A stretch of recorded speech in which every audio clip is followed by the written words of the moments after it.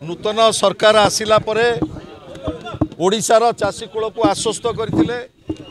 आमे एमएसपी दबु एवं बोनस दबु किंतु आज दुर्भाग्यर कथा गला रबी चाष समय रे भैलिड टोकन थाइकिरी चाषी तांकर बड़का धान बिक्री करि पारले नाही भैलिड टोकन थाइकी मध्य एवं खरीफ समय रे जेभली भाव में पंजीकरण व्यवस्था आरंभ होला सारा राज्य रे से पंजीकरण व्यवस्था विरुद्ध रे आमे राजरास्ता को ओल्लैलु एवं आमर उद्वेग मध्य सफल हैला जे जो भली भाव में चाषीर वंशावली की मगागला जे तमे वंशावली देले पंजीकरण करि पारिबो किंतु आज देखंतु जो भली एक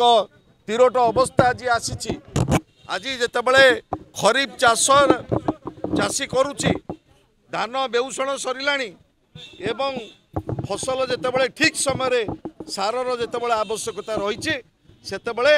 सारा राज्य रे 1000 रु ऊर्ध्व लैंप्स एवं पैक्स रे सार मिलू नाही एवं जोठी भी मिलुची 240 टंका गोटे बस्ता जो यूरिया सार वर्तमान कला बजार रे 800 टंका रु 1000 टंका बिक्री होची आज ओडिशार चाषी कूल विरुद्ध रे सरकारंकर ये जो षड्यंत्र किभली भाव में उत्पादन कमिबो आपण माने जानिछंती नवीन बाबू नेतृत्व में ओडिशा उत्पादन रे भारत वर्षर तृतीय उत्पादनकारी राज्य हिसाब रे आमे सुनाम पाइछु 5 थर ओडिशार चाषी कूलर उपलब्धि फल आमे कृषि कर्मण पुरस्कार पाइछु किंतु आज दुर्भाग्यर कथा 2 दशंधि परे केबे भी आमे अनुभव करनथिले आपण माने अनुभव करनथिले आज चाषी पाखरे 70 भाग चाषी पाखरे आज सार नाही सार मिलू नाही आज राज्यपाल को विजु जनता दल तरफ आमे आसीथिलु दाबीपत्र देवाई किभली भाव में ओडिशार चाषी कूल पाखरे सार पहुँचब से हस्तक्षेप करंतु कारण आपण माने जानिछंती माननीय मुख्यमंत्री दी थर रिव्यू कले एवं समवाय मंत्री आरंभ करी खाद्य जोगाण मंत्री कृषि मंत्री समस्ते कहते जे सारर अभावी नाही ओडिशा रे किंतु जहाँ खबर कागज टीवी रे आपण माने देखुथुबे प्रत्येक दिन राति रे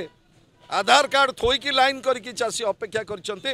तांकर किभली भाव में मंडी रो सरकारी व्यवस्था रे सार पाइबे आज सरकारंकर चाषी विरोधी निष्पत्ति नीति विरुद्ध रे आमे राज्यपाल को भेटिचु दाबीपत्र देइचु एवं महामहिम राज्यपाल मध्य आम सहित एकमत होइचंती एवं तुरंत एथिरे हस्तक्षेप करी से सरकार को निर्देश देव बोली आमको प्रतिश्रुति देइछंती।